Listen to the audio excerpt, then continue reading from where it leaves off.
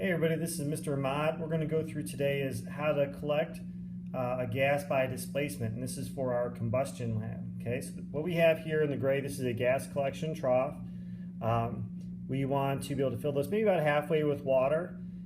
In here we have some corks, and we also have our test tubes. Now, our test tubes need to be filled with 100% water right now. So let's say, for instance, that mine weren't already filled. Easiest way to do this is put the round end in and then slowly lower it, and we'll do so we'll see the gas kind of escaping there. We want to make sure there's 100% water in there. Okay. The next thing that we need to do is we're going to drop in some calcium carbide. Okay, and these are some brown rocks here, calcium carbide, and when we drop them in, they're going to start reacting with water. Now the calcium carbide is very reactive, so when you are about to drop it in, you want to make sure that you're using some forceps or some tweezers. Okay. As soon as it starts to react, I'm going to take the mouth of the test tube and put it over the rock. Okay. So go ahead and drop it in there. Starts reacting very vigorously, and I'm going to try to find that. So we can see this reacting very vigorously. Once it's full of acetylene gas, I'm going to cork that and set it aside. Next, I'm still producing a gas. I want to get a test tube that is half full of acetylene, so I'm going to kind of estimate right about here. Once it's about half full, I lift this up. The water goes out and the air goes in. That's half. And then the last is I want 1/12 acetylene. 1/12 acetylene is about the width of a finger on these test tubes. And what I notice now is my rock is sort of all done reacting. I'm not producing very much gas. So I'm actually going to get another rock and drop it in there. Try to get a smaller one here and drop it in there. Okay. All right. So about 1/12. That might be a little bit much there. So I'm actually going to try that again. So we want just about 1/12 acetylene, again about a finger's width. Okay, so probably about that.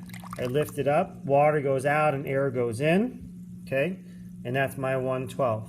Okay. Now at this point, the next thing that you want to do before we actually try to light these on fire is that you actually want to shake these up a little bit. Okay. Now you might say, well, why am I shaking these? These are empty, but they're actually not empty. These are full of gas.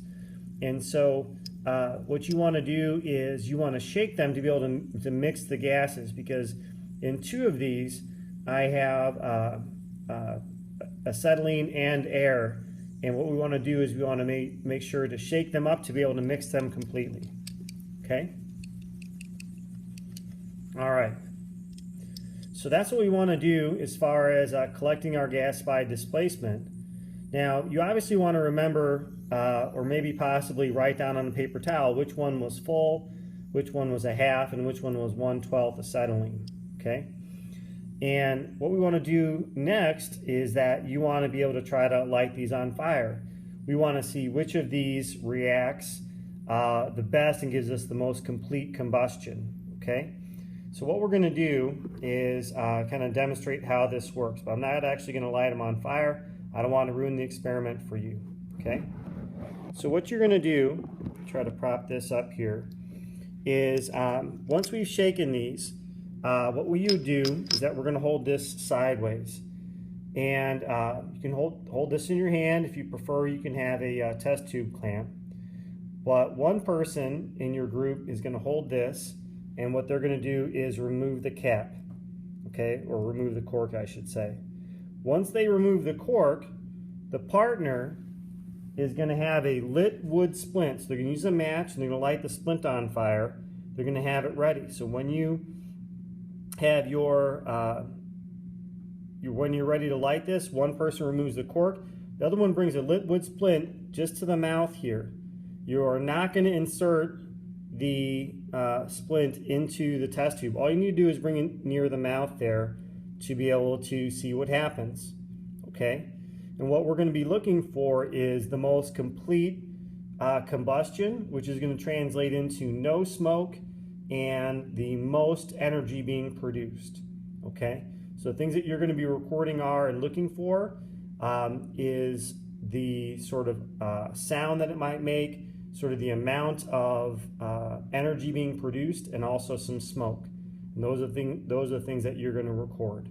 Okay. By the way, this is also a great lab to record, especially if you've got slow-mo capability on your recording device.